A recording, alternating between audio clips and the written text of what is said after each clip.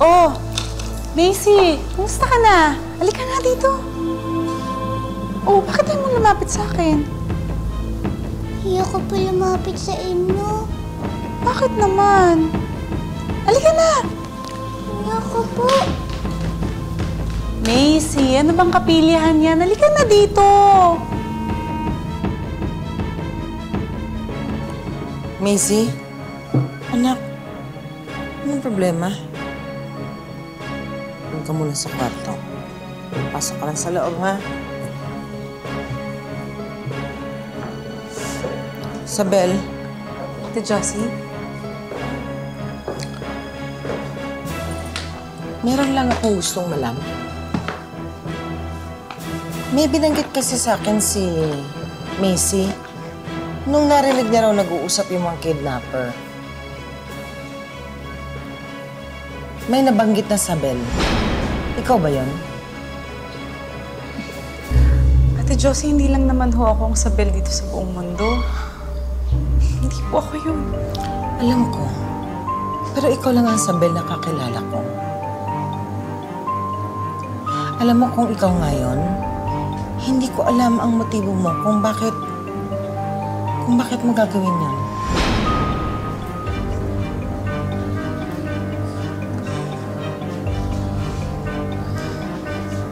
Ate Josie, napamahal na ho sa akin yung pamilya niyo.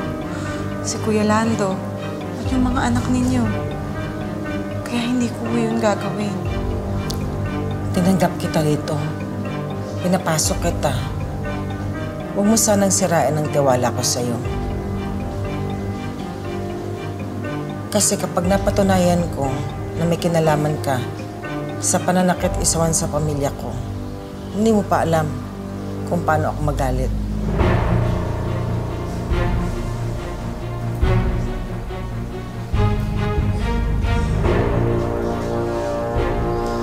Macy!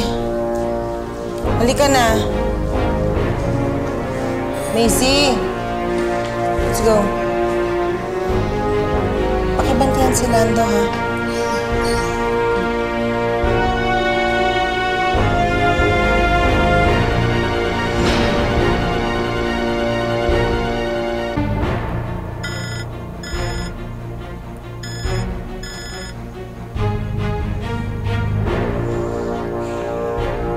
Hello.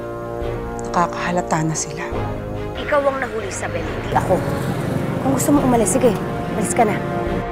Pero malapit nang mabuo ang mga plano ko na gantihan si Josie sa pagkamatay ni Raul. Kung hindi mo kayang ipagtanggol ang kapatid mo, ako na lang gagawa.